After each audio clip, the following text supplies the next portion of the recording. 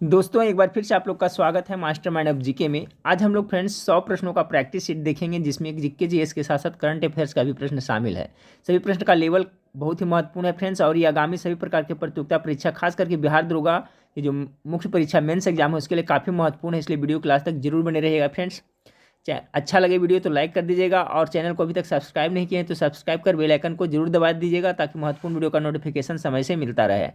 चलिए फ्रेंड्स, आज का पहला सवाल देखते हैं। देखिए, करंट अफेयर्स है, बहुत ही इंपॉर्टेंट सवाल है कि कोविड-19 संक्रमित व्यक्ति की सूचना प्रदान करने वाला ऐप क्या है? आरोग्य सेतु। ठीक है, आरोग्य सेतु ऐप किस मंत्रालय द्वारा लॉन्च किया गया है? इसका राइट आंसर हो जाएगा ऑप्शन नंबर बी, इलेक्ट्रॉनिक्स एवं सूचना प्रौद्योगिकी मंत्रालय द्वारा ये लॉन्च किया गया। एक भी प्रश्न को स्किप ना करें फ्रेंड्स, पूरा वीडियो जरूर देखिएगा। दूसरा सवाल है, विश्व का कौन सा देश ने पब्लिक ट्रांसपोर्ट सुविधा, क्या चीज, पब्लिक ट्रांसपोर्ट सुविधा को पूरी तरह फ्री करने का निर्णय लिया है? तो कौन सा देश है वो? ऑप्शन नंबर 20 का राइट आंसर लक्समबर्ग ने ऐसा किया है। ठीक है, सवाल नंबर 3 है कि जनवरी 2020 में किस कंपनी ने 2030 तक कार्बन नेगेटिव होने की घोषणा की है? इसका जो राइट आंसर हो जाएगा friends option number C, Microsoft ने कंपनी ने यह घोषणा की है कि 2030 तक की कार्बन नेगेटिव हो जाएगी। ठीक है, तो सवाल नंबर 3 का जो राइट आंसर हो जाएगा ऑप्शन नंबर सी हो जाएगा। चलिए सवाल नंबर 4 को देखते हैं कि किस भारतीय हवाई अड्डे को देश का पहला सिंगल यूज प्लास्टिक मुक्त हवाई अड्डा घोषित किया गया है? बहुत ही इंपॉर्टेंट सवाल है फ्रेंड्स। तो सवाल नंबर जो 4 है इसका राइट आंसर हो जाएगा ऑप्शन नंबर ए, इंदिरा गांधी अंतर्राष्ट्रीय हवाई अड्डा को। सवाल एक बार फिर से सुने, काफी महत्वपूर्ण है कि किस भारतीय हवाई अड्डे को देश का पहला सिंगल यूज प्लास्टिक मुक्त हवाई अड्डा घोषित किया गया है? तो इंदिरा गांधी अंतर्राष्ट्रीय हवाई अड्डा को घोषित किया गया है। सवाल नंबर 5 को देखिए। सवाल नंबर 5 आपका है कि भारत का पहला जीवित पाल कला संग्रहालय किस राज्य में स्थापित किया जाएगा? कौन सा संग्रहालय? तो जीवित पाल कला संग्रहालय। तो 5 का जो राइट आंसर हो जाएगा ऑप्शन नंबर ए, कर्नाटक में। सवाल नंबर 6 को देखें, यूक्रेन के नए प्रधानमंत्री कौन बने हैं? इसका जो राइट आंसर हो जाएगा फ्रेंड्स आपका डेनिस सिमगल है जो नए प्रधानमंत्री बने यूक्रेन का, ऑप्शन नंबर ए इसका बिल्कुल राइट आंसर है। सवाल नंबर 7 को देखें कि इच फॉर इक्वल थीम के साथ कौन सा दिवस मनाया गया? देखिए, करंट अफेयर्स का बहुत ही इंपॉर्टेंट सवाल है, इच फॉर इक्वल थीम के साथ कौन सा दिवस मनाया गया? तो 7 का जो राइट आंसर हो जाएगा ऑप्शन नंबर बी, अंतर्राष्ट्रीय महिला दिवस मनाया गया। ठीक है, ऐसे अंतर्राष्ट्रीय महिला दिवस कब मनाया जाता है फ्रेंड्स? याद रखिएगा 8 मार्च को आपको अंतर्राष्ट्रीय महिला दिवस मनाया जाता है। चलिए सवाल नंबर 8 को देखें। सर्वोच्च न्यायालय द्वारा नामीबिया से अफ्रीकी चीतों को भारत में पुनर्वास हेतु मंजूरी प्रदान की गई है। भारत के किस वन्य जीव अभयारण्य में इन चीतों को रखा जाएगा? ठीक है फ्रेंड्स, महत्वपूर्ण सवाल है। तो 8 का जो राइट आंसर हो जाएगा आपका ऑप्शन नंबर सी हो जाएगा, कूनो पालपुर अभयारण्य में रखा जाएगा। ठीक है, याद रखिएगा कौन सा? तो कूनो पालपुर अभयारण्य में। और ये कहाँ पड़ता है फ्रेंड्स? ये भी मध्य प्रदेश में पड़ता है। ठीक है, कूनो पालपुर अभयारण्य है जो कहाँ पड़ता है? तो मध्य प्रदेश में पड़ता है। सवाल नंबर 9 को देखें, किस राज्य सरकार ने मिशन शक्ति विभाग की स्थापना की है? तो इसका जो राइट आंसर हो जाएगा ऑप्शन नंबर डी, ओडिशा ने की है। ठीक है, किस राज्य सरकार ने मिशन शक्ति विभाग स्थापना की है? तो ओडिशा राज्य ने की है। सवाल नंबर 10 को देखते हैं। 10 का है कि हाल ही में किस भारतीय बैंक ने आई बॉक्स नामक self service delivery facility launch किया है? तो आई बॉक्स नामक सेल्फ सर्विस डिलीवरी फैसिलिटी किसने किया है? कौन सा बैंक ने लॉन्च किया है? तो 10 का जो राइट आंसर होगा option number C, ICICI bank. चलिए सवाल नंबर 11 को देखिए। सवाल नंबर 11 आपका है कि नाटो शिखर सम्मेलन 2019 के संबंध में निम्नलिखित में से कौन सा कथन असत्य है? तो 11 का जो राइट आंसर है फ्रेंड्स आपका ऑप्शन नंबर डी, मैसेडोनिया इसका 29वां सदस्य बना। ये है जो आपका क्या है? गलत है। ये जो मैसेडोनिया है जो इसका कैमा देश बना है? तो 30वां देश बना है। ठीक है फ्रेंड्स, ना कि 29वां। बाकी ऊपर जो कथन है सत्य, एक बार पढ़ लें। दिसंबर 2019 में इसका आयोजन ब्रिटेन में किया गया था, ये सही है। इसकी स्थापना 1949 में की गई थी, याद रखिएगा। और इसका मुख्यालय ब्रुसेल्स में है, ये भी सही है। और मैसेडोनिया है जो इसका 30वां देश बना है, ना कि 29वां देश बना है। सवाल एक बार फिर से सुने, नाटो शिखर सम्मेलन 2019 के संबंध में। ठीक है, तो 19 के संबंध में से कौन सा कथन असत्य है? तो आपका डी है जो असत्य है। चलिए सवाल नंबर 12 को देखते हैं कि BCCI ने किसे राष्ट्रीय चयन समिति का अध्यक्ष नियुक्त किया है? तो 12 का जो राइट आंसर हो जाएगा फ्रेंड्स आपका option number B, Sunil Joshi को बीसीसीआई ने, भारतीय क्रिकेटर आपका जो सुनील जोशी हैं, इनको चयन समिति का अध्यक्ष नियुक्त किया है, सुनील जोशी को। चलिए सवाल नंबर 13 को देखिए, वर्ल्ड लाइन इन इंडिया द्वारा जारी डिजिटल लेन देन में कौन सा राज्य शीर्ष स्थान पर है? 13 का जो राइट आंसर हो जाएगा ऑप्शन नंबर ए, महाराष्ट्र है जो शीर्ष स्थान पर है। ठीक है, वर्ल्ड लाइन इंडिया द्वारा जारी डिजिटल लेन देन में सबसे आगे है जो आपका महाराष्ट्र है। चलिए सवाल नंबर 14 को देखिए, अंतर्राष्ट्रीय योग महोत्सव का आयोजन कहाँ किया गया? तो जो अंतर्राष्ट्रीय योग महोत्सव का आयोजन जो किया गया था फ्रेंड्स आपका ऋषिकेश में आपको किया गया था। तो ऑप्शन नंबर सी इसका करेक्ट आंसर हो जाएगा, 14 का ऑप्शन नंबर सी। और ये जो महोत्सव है जो फ्रेंड्स आपको कब किया गया था? तो 7 मार्च 2020 में किया गया था। ठीक है, अंतर्राष्ट्रीय योग महोत्सव है जो आपको 7 मार्च 2020 को ऋषिकेश में किया गया था। चलिए सवाल नंबर 15 को देखें कि विश्व वन्य जीव दिवस कब मनाया जाता है? 15 का जो राइट आंसर हो जाएगा फ्रेंड्स आपका ऑप्शन नंबर डी हो जाएगा। ठीक है, 15 का डी हो जाएगा, यानी 3 मार्च को विश्व वन्य जीव दिवस मनाया जाता है। सवाल नंबर 16 देखिए, सवाल नंबर 16 आपका, किस राज्य ने जाति आधारित जनगणना के लिए प्रस्ताव को पारित किया है? 16 का राइट आंसर हो जाएगा फ्रेंड्स ऑप्शन नंबर ए, बिहार। ठीक है, किस राज्य ने जाति आधारित जनगणना के लिए प्रस्ताव को पारित किया है? तो बिहार ने ऐसा किया है। सवाल नंबर 17 को देखिए, सवाल नंबर 17, जनवरी 2020 में आंध्र प्रदेश ने अपने राज्य के लिए 3 राजधानियों की स्थापना को मंजूरी दे दी है। निम्नलिखित में से कौन सा कथन इस संबंध में सत्य नहीं है? ठीक है फ्रेंड्स, तो आपको यहाँ बताना है। तो 17 का जो राइट आंसर है फ्रेंड्स ऑप्शन नंबर सी, 1 एवं 3 दोनों है जो क्या है सत्य नहीं है। 1 इसकी न्यायिक राजधानी अमरावती होगी, एक गलत है फ्रेंड्स, और 3 इसकी विधायी राजधानी कुर्नूल होगी, ये दोनों है जो गलत है। इसका राइट आंसर हो जाएगा फ्रेंड्स ऑप्शन नंबर सी हो जाएगा। प्रश्न ही पूछा जा रहा था कि जनवरी 2020 में आंध्र प्रदेश ने अपने राज्य के लिए 3 राजधानियों की स्थापना को मंजूरी दी है, निम्नलिखित में से कौन सा कथन इस संबंध में सत्य नहीं है? तो 1 और 3 है जो क्या है सत्य नहीं है। तो ऑप्शन नंबर सी इसका करेक्ट आंसर हो जाएगा। चलिए सवाल नंबर 18 को देखें कि हेलिना रक्षा उपकरण को किस देश ने विकसित किया है? 18 का जो राइट आंसर हो जाएगा फ्रेंड्स ऑप्शन नंबर ए, भारत ने विकसित किया। याद रखिएगा, ध्यान से याद रखिएगा फ्रेंड्स कि हेलिना रक्षा उपकरण को विकसित किसने किया है? तो इंडिया, अपना भारत ने विकसित किया है। सवाल नंबर 19 को देखें कि चेक गणराज्य की मुद्रा का क्या नाम है? तो चेक गणराज्य की मुद्रा का नाम है आपका कोरूना। ठीक है, कोरूना, यानी ऑप्शन नंबर ए इसका करेक्ट आंसर हो जाएगा। चलिए सवाल नंबर 20 को देखते हैं। 20 नंबर सवाल है, ट्रेनों को निजी क्षेत्र में देने हेतु किस समिति का गठन किया गया है? बहुत ही टॉप मोस्ट वीवीआई सवाल है फ्रेंड्स। 20 का जो राइट आंसर हो जाएगा friends option number B, Amitabh Kant. ट्रेनों को निजी क्षेत्र में देने हेतु किस समिति का गठन किया गया है? तो अमिताभ कांत समिति का गठन किया गया है। सवाल नंबर 20 का right answer option number B हो जाएगा, अमिताभ कांत। चलिए सवाल नंबर 21 को देखते हैं। सवाल नंबर 21 है कि 13 से 16 जनवरी के मध्य विश्व भविष्य ऊर्जा शिखर सम्मेलन 2020 का आयोजन कहाँ किया गया? सवाल फिर से सुने, 13 से 16 जनवरी के मध्य में जो आयोजन किया गया था विश्व भविष्य ऊर्जा शिखर सम्मेलन, वो कहाँ किया गया था? तो 21 का जो राइट आंसर हो जाएगा option number C, Abu Dhabi में किया गया था। सवाल नंबर 22 को देखें कि वैश्विक प्रतिभा प्रतिस्पर्धा सूचकांक 2020 में भारत का स्थान क्या है? वैश्विक प्रतिभा प्रतिस्पर्धा सूचकांक 2020 में भारत का कौन सा स्थान है? तो इसका हो जाएगा आपका 72वां स्थान, यानी ऑप्शन नंबर 20 का करेक्ट आंसर हो जाएगा। चलिए सवाल नंबर 23 को देखते हैं कि हाल ही में किस राज्य सरकार ने प्रदूषण को कम करने के उद्देश्य से प्रति माह नो व्हीकल डे मनाने का निर्णय लिया है? बहुत ही इंपॉर्टेंट सवाल है। 23 का राइट आंसर हो जाएगा ऑप्शन नंबर सी, राजस्थान ने। सवाल नंबर 24 को देखें कि 20वां एशियाई खेल का आयोजन कहाँ किया जाएगा? तो सवाल नंबर 24 का राइट आंसर हो जाएगा ऑप्शन नंबर ए, जापान में करवाया जाएगा। ठीक है, 20वां एशियाई खेल का आयोजन अब कब होगा फ्रेंड्स? तो ये आपका हो जाएगा 2026 में किया जाएगा। और कहाँ किया जाएगा? तो जापान में किया जाएगा। ठीक है, तो सवाल फिर से एक बार से सुने कि 20वां एशियाई खेल का आयोजन कहाँ किया जाएगा? तो ये 20वां एशियाई खेल का आयोजन आपको जापान में किया जाएगा। अब कब कराया जाएगा फ्रेंड्स? तो याद रखिएगा 2026 में किया जाएगा। चलिए सवाल नंबर 25 को देखते हैं। सवाल नंबर 25 है आपका,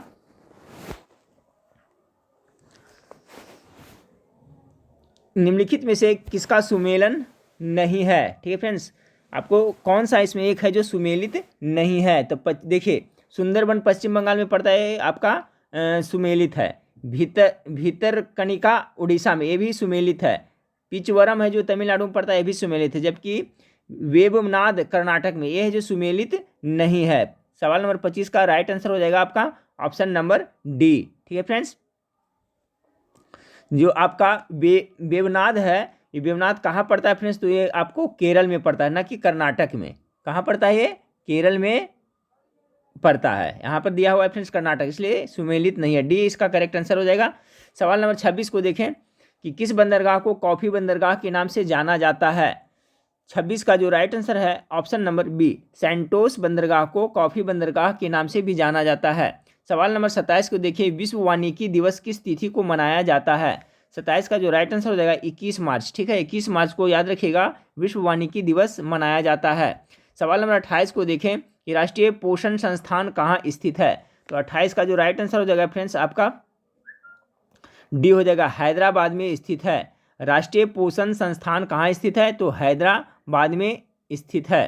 ठीक फ्रेंड्स, आपका जो देहरादून में है वो वन अनुसंधान संस्थान स्थापित है फ्रेंड्स, ये भी याद रखिएगा। ठीक है, आपका जो वन अनुसंधान संस्थान कहाँ है, तो देहरादून में है, याद रखिएगा।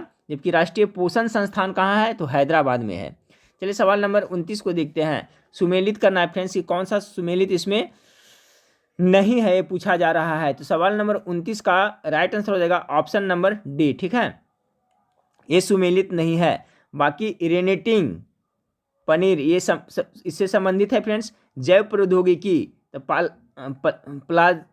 प्लास्मिडस और गोल्डन चावल, विटामिन ए, यानी ये सभी है जो इससे संबंधित है। जबकि ओजोन परत है ट्रोपोस्फेयर में दिया हुआ, ये है जो आपका सुमेलित नहीं है। सवाल नंबर 29 का ओजोन परत है जो आपका स्ट्रेटोस्फेयर में होता है, ना कि ट्रोपोस्फेयर में होता है। ठीक है, याद रखिएगा। तो ये सुमेलित नहीं है, ऑप्शन नंबर डी इसका करेक्ट आंसर हो जाएगा। चलिए सवाल नंबर 30 को देखते हैं। पशुओं को दिया जाने वाला कौन सा दर्द निवारक भारत में गीदों के लगभग विलुप्त होने के लिए उत्तरदायी है। तो कौन सा वो दवाई है जिससे गीद विलुप्त हो रहा है फ्रेंड्स, तो 30 का जो राइट आंसर हो जाएगा ऑप्शन नंबर डी, डाइक्लोफिनेक। ठीक है, फिर से सुने, पशुओं को दिया जाने वाला कौन सा दर्द निवारक भारत में गीदों के लगभग विलुप्त होने के उत्तरदायी है। तो कौन सा दर्द निवारक है वो, तो डाइक्लोफेनिक। सवाल नंबर 31 को देखिए कि हिमालय पर्वत श्रृंखला किसका उदाहरण है। तो हिमालय पर्वत श्रृंखला आपको नवीन वलित यानी मुर्दार पर्वत का उदाहरण है, जिसे हम वलित पर्वत भी कहते हैं। ऑप्शन नंबर डी इसका करेक्ट आंसर हो जाएगा। ठीक है फ्रेंड्स, वलित पर्वत कहे या नवीन पर्वत करिए, तो हिमालय पर्वत है जो आपका वलित पर्वत यानी मुर्दार पर्वत, नवीन पर्वत भी कह सकते हैं, इसका उदाहरण option number D right answer है। सवाल नंबर 32 को देखते हैं कि डेविस जल संधि किसे जोड़ती है। तो सवाल नंबर 32 का right answer option number B होगा, बैफिन की खाड़ी और लैब्राडोर सागर को डेविस जल संधि जोड़ती है। किसको, बैफिन की खाड़ी और लैब्राडोर सागर, याद रखिएगा। डेविस जल संधि किसे जोड़ता है, तो बैफिन की खाड़ी और लैब्राडोर सागर को। चलिए सवाल नंबर 33 को देखते हैं। किस आंदोलन के दौरान ऑपरेशन जीरो आवर चलाया गया था। बहुत ही महत्वपूर्ण सवाल है, जिस करें इसका राइट आंसर क्या होगा, कौन सा आंदोलन के दौरान ऑपरेशन जीरो आवर चलाया गया था। तो सवाल नंबर 33 का जो right answer option number B हो जाएगा, आपको भारत छोड़ो आंदोलन के समय चलाया गया था। ठीक है, ऑपरेशन जीरो आवर किस आंदोलन के समय चलाया गया था, तो भारत छोड़ो आंदोलन, ऑप्शन नंबर बी इसका करेक्ट आंसर है। चलिए सवाल नंबर 34 को देखते हैं कि किस व्यक्ति ने रॉलेट एक्ट को जानबूझकर की गई हत्या कहकर संबोधित किया था। तो 34 का जो राइट आंसर हो जाएगा ऑप्शन नंबर बी हो जाएगा, CF एंड्रूज ने ऐसा कहा था। ठीक है, किस व्यक्ति ने रॉलेट एक्ट को जानबूझकर की गई हत्या कहकर संबोधित किया था, तो किसने, CF एंड्रूज ने संबोधित किया था। चलिए सवाल नंबर 35 को देखते हैं। वन संरक्षण अधिनियम कब पारित किया गया था। तो आपका 1980 ईस्वी में वन संरक्षण अधिनियम पारित किया गया था। ऑप्शन नंबर ए इसका बिल्कुल राइट आंसर होगा। सवाल नंबर 36 को देखते हैं कि इनमें से कौन सी ग्रीन हाउस प्रभाव उत्पन्न करने वाली गैस है। तो सवाल नंबर 36 का जो राइट आंसर हो जाएगा फ्रेंड्स आपका ऑप्शन नंबर डी। ठीक है, सभी है, जलवाष्प, ओजोन और मीथेन है, सभी है जो ग्रीन हाउस प्रभाव उत्पन्न करने वाली गैस है। चलिए सवाल नंबर 37 को देखें। सवाल नंबर 37 है आपका कि सिगरेट के धुएं में मुख्य प्रदूषक है। तो सिगरेट के जो धुएं में है मुख्य प्रदूषक है आपका वो कार्बन डाइऑक्साइड और कार्बन मोनोऑक्साइड दोनों होता है। ठीक है फ्रेंड्स, इसलिए सवाल नंबर 37 का जो राइट आंसर हो जाएगा आपका ऑप्शन नंबर डी हो जाएगा। ठीक है, याद रखिएगा सिगरेट के धुएं में मुख्य प्रदूषक कौन कौन होता है, तो कार्बन डाइऑक्साइड के साथ साथ में कार्बन मोनोऑक्साइड होता है। चलिए सवाल नंबर 38 को देखें। सवाल नंबर 38 है अटकामा मरुस्थल कहाँ स्थित है। तो आपका अटकामा मरुस्थल आपको दक्षिण अमेरिका में पड़ता है। ऑप्शन नंबर सी इसका करेक्ट आंसर हो जाएगा। चलिए सवाल नंबर 39 को देखते हैं कि निम्नलिखित में कौन सा मिलान गलत है। 39 का जो राइट आंसर हो जाएगा फ्रेंड्स आपका ऑप्शन नंबर बी है, जो ए है जो मिलान गलत है। दीनदयाल बंदरगाह गुजरात में पड़ता है, ये सही है। तूतीकोरिन तमिलनाडु में पड़ती है, ये भी सही है। नहावा सोवा मुंबई में पड़ती है, ये भी सही है। एन्नौर है जो आपका आंध्र प्रदेश में नहीं पड़ता है फ्रेंड्स, एन्नौर है जो आपका तमिलनाडु में पड़ता है। ठीक है, याद रखिए ये सुमेलित नहीं, यानी ऑप्शन नंबर 20 का करेक्ट आंसर हो जाएगा 39 का बी। एन्नौर कहाँ है, तो आप याद रखिएगा तमिलनाडु में पड़ता है। चलिए सवाल नंबर 40 को देखते हैं कि shuttling to the top the story of PV Sindhu पुस्तक किसके द्वारा लिखी गई है।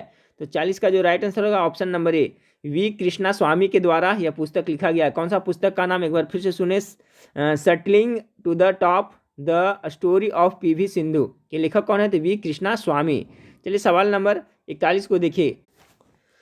हाँ फ्रेंड्स, तो सवाल नंबर 41 देखिए। सवाल नंबर 41 है गैसोहल मिश्रण है। तो गैसोहल किसका मिश्रण है फ्रेंड्स, तो देखिए इसका करेक्ट आंसर ऑप्शन नंबर हो जाएगा गैसोहॉल में। याद रखिएगा 90% क्या होता है, पेट्रोल होता है, और 10% जो होता है जो एल्कोहल होता है। ऑप्शन नंबर इसका करेक्ट आंसर है।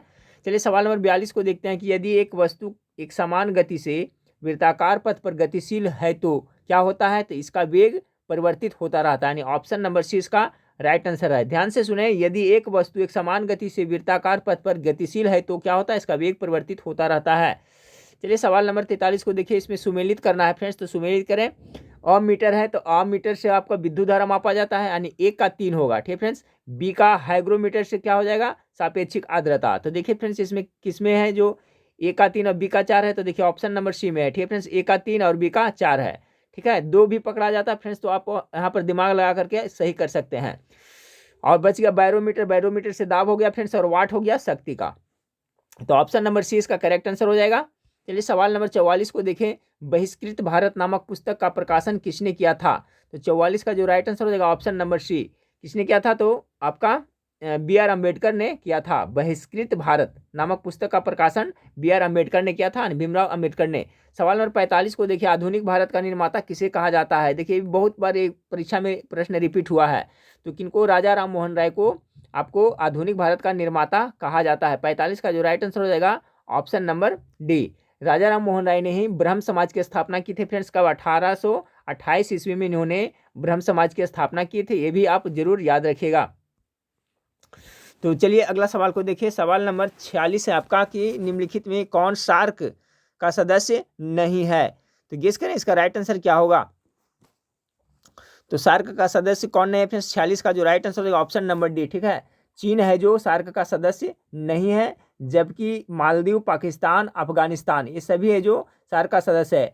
सार्क में टोटल अभी देशों की संख्या कितनी है फ्रेंड्स, तो टोटल 8 देश है। कौन, 8 देश है। सार्क में टोटल देशों की संख्या कितनी है, तो 8 है। कौन कौन फ्रेंड्स, तो याद रखिएगा मालदीव, भारत, पाकिस्तान तीसरा हो गया, अफगानिस्तान चौथा हो गया, नेपाल पाँचवा हो गया, भूटान छठा हो गया, बांग्लादेश सातवां हो गया, और श्रीलंका आठवां हो गया। ठीक है, तो सार्क में ये सब है, जबकि चीन नहीं है। तो ऑप्शन नंबर डी इसका करेक्ट आंसर हो जाएगा। सवाल नंबर 47 को देखें कि दीपा मलिक का संबंध किस खेल से है। तो दीपा मलिक का संबंध है जो फ्रेंड्स किस खेल से है, तो इनको पैरा गोल्फेक से है। ठीक है, पैरा गोल्फेक, यानी ऑप्शन नंबर डी इसका करेक्ट आंसर हो जाएगा।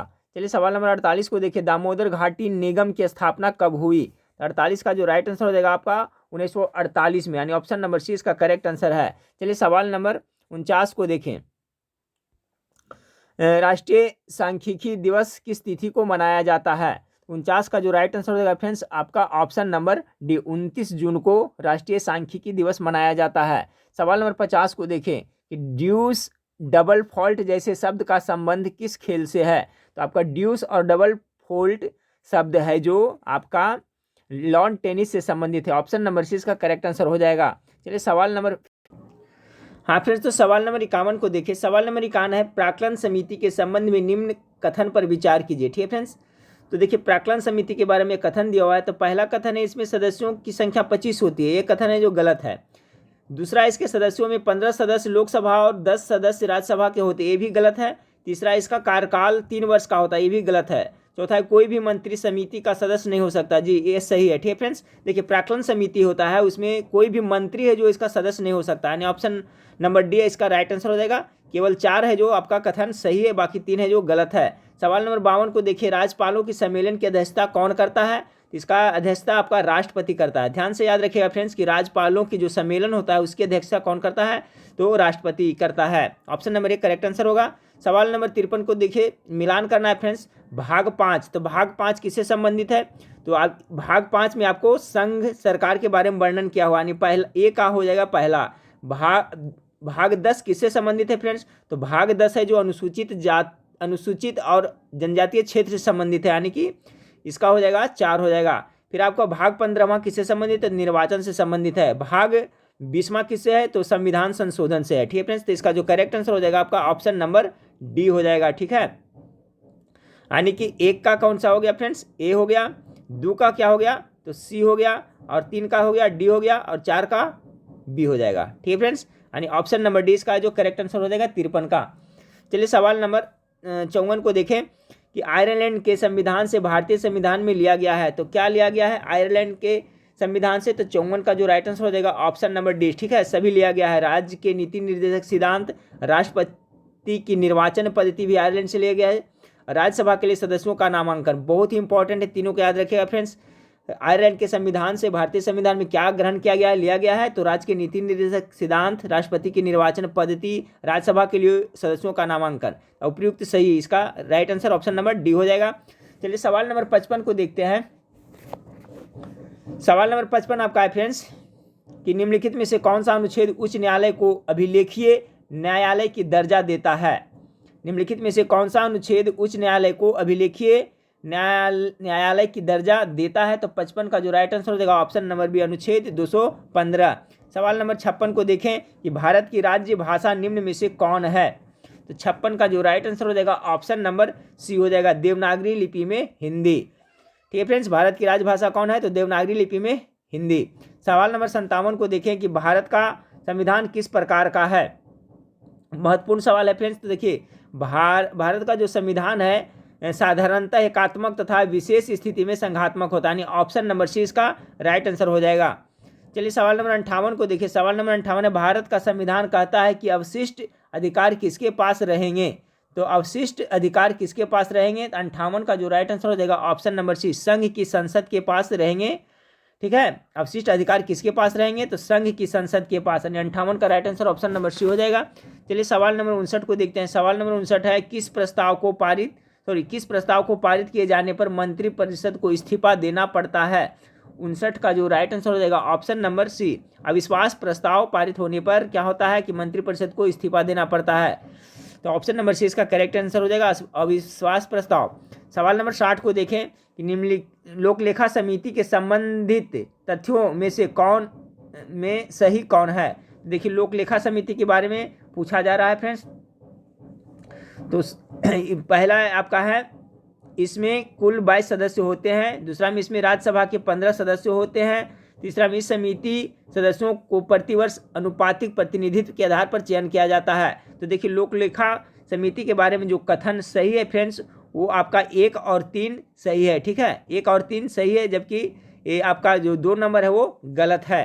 तो लोक लेखा समिति के बारे में तो आपका ऑप्शन नंबर ए इसका राइट आंसर है। इसमें कुल सदस्य कितना होते हैं? तो 22 होते हैं।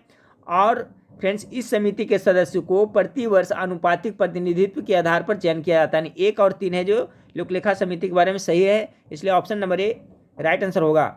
सवाल नंबर 61 को देखिए। भारतीय संविधान की 6वीं अनुसूची में जनजातीय क्षेत्रों के प्रशासन के प्रावधान है। निम्नलिखित में से कौन सा राज्य इस अनुसूची के अंतर्गत नहीं आता है?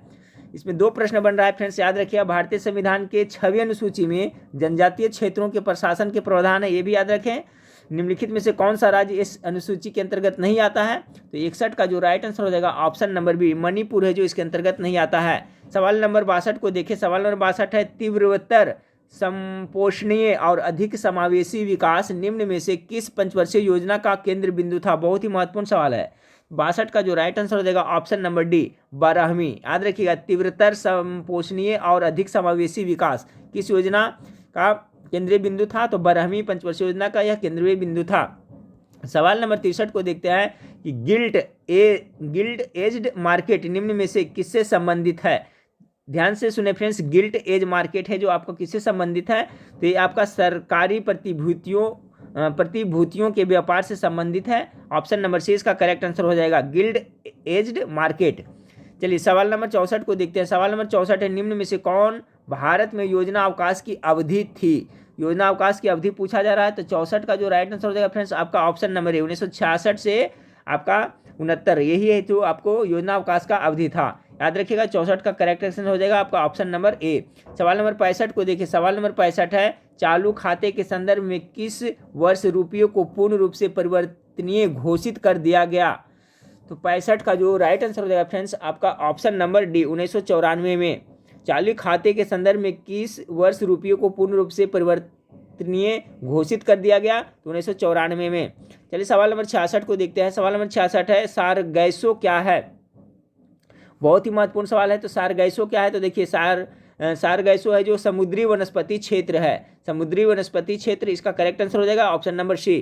चलिए सवाल नंबर 67 को देखते हैं कि डायामेंटिना गर्त खाई किस महासागर में स्थित है? तो डायामेंटिना गर्त है जो कहाँ स्थित है फ्रेंड्स? 66 का जो राइट आंसर हो जाएगा ऑप्शन नंबर बी, हिंद महासागर में स्थित है।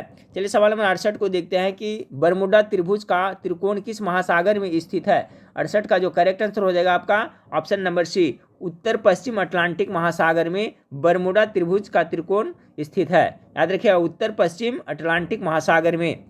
सवाल नंबर 69 को देखिए कि आग्नेय चट्टान ग्रेनाइट का रूपांतरित रूप क्या है? तो देखिए, इसका जो करेक्ट आंसर हो जाएगा फ्रेंड्स आपका ऑप्शन नंबर बी, ठीक है, नीस में रूपांतरित होता है, ठीक है। तो आग्नेय चट्टान ग्रेनाइट का रूपांतरित रूप क्या है? नीस है। चलिए सवाल नंबर 70 को देखते हैं कि जिन्ना विभाजन चाहते हैं या नहीं, अब हम स्वयं विभाजन चाहते हैं, यह किसने कहा था? बहुत ही महत्वपूर्ण सवाल है। किसका यह कथन है फ्रेंड्स? तो 70 का जो राइट आंसर हो जाएगा ऑप्शन नंबर डी, वल्लभ भाई पटेल का यह कथन है कि जिन्ना विभाजन चाहते हैं या नहीं, अब हम स्वयं विभाजन चाहते हैं। किसका कथन है? तो सरदार वल्लभ भाई पटेल का, ऑप्शन नंबर डी इसका करेक्ट आंसर हो जाएगा। चलिए सवाल नंबर अब देखते हैं 71 को कि इस अंतरिम सरकार में मुस्लिम लीग के कितने प्रतिनिधित्व शामिल हुए थे? 71 का जो राइट आंसर हो जाएगा ऑप्शन नंबर बी, 5 प्रतिनिधित्व शामिल हुए थे। याद रखिएगा, अंतरिम सरकार में मुस्लिम लीग के कितने प्रतिनिधित्व शामिल हुए थे? तो 5। चलिए सवाल नंबर 72 को देखा, the native states of India पुस्तक के लेखक कौन है? तो 72 का जो राइट आंसर हो जाएगा फ्रेंड्स विलियम ली वार्नर ने। याद रखिएगा, the native states of India के लेखक कौन है? तो विलियम ली वार्नर हैं। चलिए सवाल नंबर 73 को देखते हैं। सवाल नंबर 73 है, अनवार ए सुहाइली किसका फारसी अनुवाद है? तो 73 का जो राइट आंसर हो जाएगा ऑप्शन नंबर डी, पंचतंत्र का अनुवाद है। याद रखिए, अनवार ए सुहाइली किसका अनुवाद फारसी अनुवाद है? तो पंचतंत्र का फारसी अनुवाद है। सवाल नंबर 74 को देखिए फ्रेंड्स कि भारत में प्रिंटिंग प्रेस का आगमन किस देश की देन मानी जाती है? 74 का आपको राइट आंसर हो जाएगा फ्रेंड्स आपका पुर्तगाल का, ठीक है। भारत में जो प्रिंटिंग प्रेस का आगमन तो किस देश की देन मानी जाएगी? तो इसका जो राइट आंसर हो जाएगा फ्रेंड्स आपका ऑप्शन नंबर ए यानी पुर्तगाल। सवाल नंबर 75 को देखें, 1857 के युद्ध में ब्रिटिश का सबसे कट्टर दुश्मन कौन था? सवाल नंबर 75 का जो राइट आंसर हो जाएगा ऑप्शन नंबर सी, मौलवी अहमदुल्लाह था। 1857 ईस्वी के युद्ध में ब्रिटिश का सबसे कट्टर दुश्मन कौन था? तो 75 का जो राइट आंसर हो जाएगा ऑप्शन नंबर सी, मौलवी अहमदुल्लाह। चलिए सवाल नंबर 76 को देखते हैं कि राजा राम मोहन राय की मृत्यु के पश्चात ब्रह्म समाज का नेतृत्व किसने किया था? तो ब्रह्म समाज के संस्थापक कौन थे? राजा राम मोहन राय कब किए थे? 1828 ईस्वी में। तो जब इनकी मृत्यु हुई तो इसके बाद किसने नेतृत्व किया था फ्रेंड्स, यही पूछा जा रहा था। 76 का राइट आंसर हो जाएगा option number B, Devendra Nath Tagore ने नेतृत्व किया था। चलिए सवाल नंबर 77 को देखते हैं कि 1937 ईस्वी में प्रांतों में सरकार निर्माण के उपरांत कांग्रेस का शासन कितने माह तक रहा? तो 77 का जो आपका राइट आंसर हो जाएगा फ्रेंड्स ऑप्शन नंबर सी हो जाएगा, 28 माह तक रहा था। चलिए सवाल नंबर 78 को देखें कि सरस्वती पत्रिका का संपादन निम्न में से किसके द्वारा किया जाता था। तो देखिए सरस्वती जो पत्रिका था इसका प्रकाशन आपको महावीर प्रसाद द्विवेदी के द्वारा किया जाता था। ऑप्शन नंबर सी इसका करेक्ट आंसर हो जाएगा। चलिए सवाल नंबर 79 को देखें कि निम्नलिखित में से किन व्यक्तियों ने द्वितीय गोलमेज सम्मेलन में भाग लिया। ठीक है फ्रेंड्स, तो आपको इसमें गेस करना है कौन किसने किसने भाग लिया था। तो जो 79 है फ्रेंड्स इसका राइट आंसर हो जाएगा ऑप्शन नंबर डी 1, 2, 3, यानी कि महात्मा गांधी, सरोजिनी नायडू और मदन मोहन मालवीय ने गोलमेज सम्मेलन में भाग लिए थे। ठीक है फ्रेंड्स, टोटल कितने गोलमेज सम्मेलन हुए थे, तो 3 गोलमेज सम्मेलन हुए थे। और आपका जो भीमराव अम्बेडकर थे वो तीनों गोलमेज सम्मेलन में भाग लिए थे, ये भी जरूर याद रखिएगा। महात्मा गांधी द्वितीय गोलमेज सम्मेलन में भाग लिए थे फ्रेंड्स, ये भी याद रखिएगा। कब कब हुआ था, तो 1930 में हुआ था एक, दूसरा 31 में और तीसरा 1932 में हुआ था। तो देखिए इससे संबंधित बहुत ही महत्वपूर्ण प्रश्न बन रहा है, सभी को जरूर याद रखिएगा कि तीनों गोलमेज सम्मेलन में किसने भाग लिया था, तो डॉक्टर भीमराव अम्बेडकर। महात्मा गांधी ने किस गोलमेज सम्मेलन में भाग लिया था, तो द्वितीय गोलमेज सम्मेलन में भाग लिया था, जरूर याद रखिएगा। तो यहाँ सवाल पूछा जा रहा है फ्रेंड्स आपको कि गोलमेज सम्मेलन में भाग लिया था, तो आपका महात्मा गांधी लिए थे, सरोजिनी नायडू भी लिए थे, मदन मोहन मालवीय लिए थे, जबकि मौलाना आजाद है ये भाग नहीं लिए थे। सवाल नंबर 79 का right answer option number D हो गया 1, 2, 3। चलिए सवाल नंबर 80 को देखते हैं कि मैकडॉनल्ड आयोग किससे संबंधित है। बहुत ही इंपॉर्टेंट क्वेश्चन है फ्रेंड्स कि मैकडॉनल्ड आयोग है जो किससे संबंधित है। तो 80 का जो राइट आंसर हो जाएगा ऑप्शन नंबर सी, अकाल जांच से संबंधित है। सवाल नंबर 81 को देखें, दक्कन कृषक राहत अधिनियम कब पारित किया गया। 81 का जो राइट आंसर हो जाएगा ऑप्शन नंबर सी, 1879 ईस्वी में पास किया गया था दक्कन कृषक राहत अधिनियम। सवाल नंबर 82 को देखें कि भक्ति आंदोलन को दक्षिण से उत्तर भारत लाने का श्रेय किसे दिया गया है। तो 82 का जो राइट आंसर हो जाएगा रामानंद, यानी ऑप्शन नंबर ए इसका करेक्ट आंसर है। भक्ति आंदोलन को दक्षिण से उत्तर भारत में लाने का श्रेय किसे जाता है, तो रामानंद को जाता है। चलिए सवाल नंबर 83 को देखते हैं फ्रेंड्स। 83 है आपका सुमेलित करना है, प्रथम बौद्ध संगीति किसके शासनकाल में हुआ था। तो प्रथम हुआ था आपका अजात शत्रु के शासनकाल में। ठीक है फ्रेंड्स, दूसरा आपका हो गया था द्वितीय बौद्ध संगीति किसके हुआ था, तो कालाशोक के शासनकाल में हुआ था। तृतीय बौद्ध संगीति किसके शासनकाल में हुआ था, अशोक के शासनकाल में हुआ था। चतुर्थ बौद्ध संगीति किसके शासनकाल में हुआ था, तो कनिष्क के शासनकाल में हुआ था। ठीक है फ्रेंड्स, अब देखिए प्रथम बौद्ध संगीति जो कहाँ हुआ था फ्रेंड्स, तो सबको पता होगा मेरे ख्याल से। प्रथम जो बौद्ध संगीति का आयोजन किया गया था फ्रेंड्स वो आपको राजगृह में किया गया था। द्वितीय बौद्ध संगीति कहाँ हुआ था, तो वैशाली में हुआ था। तृतीय कहाँ हुआ था, तो पाटलिपुत्र में हुआ था। और चौथा बौद्ध संगीति कहाँ हुआ था, तो कश्मीर के कुंडलवन में हुआ था। ठीक है फ्रेंड्स, सभी को याद रखें। तो सवाल नंबर 83 का जो राइट आंसर हो जाएगा फ्रेंड्स आपका ऑप्शन नंबर बी हो जाएगा। ठीक है, अभी हमने सुमिलित कर दिया फ्रेंड्स, यानी प्रथम संगीति अजात शत्रु, द्वितीय संगीति बी का आपका 3 हो जाएगा कालाशोक, और तृतीय संगीति आपका अशोक, और चतुर्थ हो जाएगा आपका कनिष्क। चलिए सवाल नंबर 84 को देखते हैं कि हाँ फ्रेंड्स, तो सवाल नंबर 84 देखें। सवाल नंबर 84 आपका है कि गांधी जी के निम्नलिखित आंदोलन को कालक्रमानुसार व्यवस्थित करें। तो देखिए इसको व्यवस्थित करें फ्रेंड्स। तो देखिए सबसे पहले इसमें आपका हो जाएगा अहमदाबाद मिल हड़ताल। ये आपका कब हुआ था, तो ये आपका 15 मार्च 1918 में हुआ था। याद करते चलेगा फ्रेंड्स, 15 मार्च 1918 में ये आपका अहमदाबाद मिल हड़ताल हुआ था। उसके बाद खेड़ा आंदोलन हुआ था फ्रेंड्स, ये आपका 22 मार्च 1918 में हुआ था। ठीक है, खेड़ा आंदोलन है जो 22 मार्च 1918 में हुआ था। रॉलेट सत्याग्रह 1919 ईस्वी में हुआ था फ्रेंड्स, याद रखिएगा 1919 ईस्वी में। उसके बाद असहयोग आंदोलन कब हुआ था, तो 1920 ईस्वी में। यानी इसका जो सही काल क्रमानुसार है ऑप्शन नंबर डी इसका राइट आंसर हो जाएगा। ठीक है फ्रेंड्स, 4, 3, 2, 1। चलिए सवाल नंबर 85 को देखते हैं। सवाल नंबर 85 है नाभिक के अलावा कोशिका के किस कोशिका अंग में डीएनए होता है। तो देखिए नाभिक के अलावा आपको माइटोकॉन्ड्रिया में डीएनए होता है। ऑप्शन नंबर डी इसका करेक्ट आंसर हो जाएगा। माइटोकॉन्ड्रिया को कोशिका का पावर हाउस भी कहा जाता है। सवाल नंबर 86 को देखें कि निम्नलिखित में से कौन सा सही है। तो देखिए ऑप्शन ए में चाल बराबर दूरी गुना समय, ये गलत है फ्रेंड्स। चाल बराबर समय बटा दूरी, ये भी गलत है।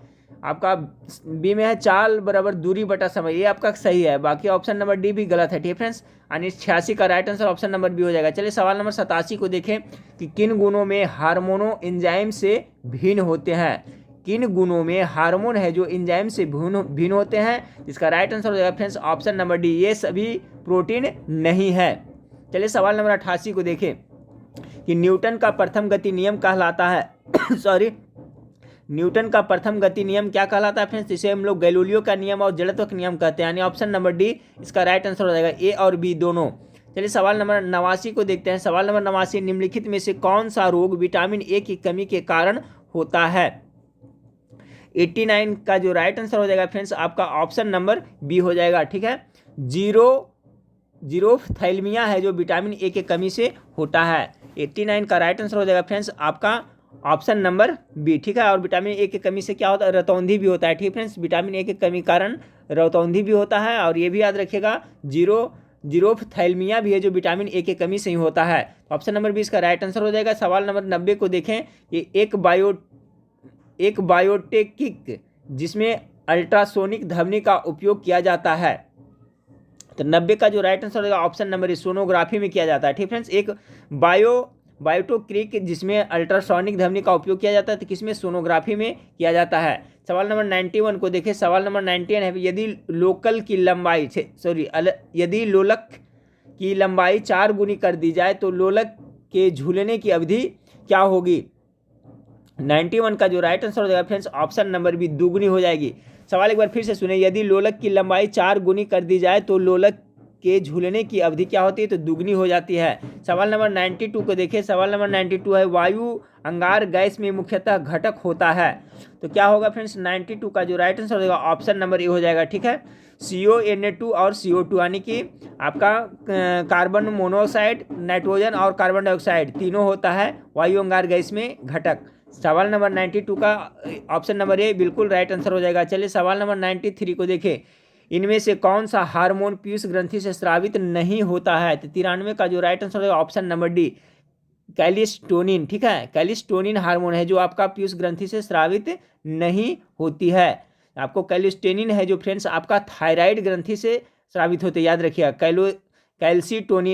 कैल्सीटोनिन जो हार्मोन है वो आपका थायराइड ग्रंथि से स्रावित होती है।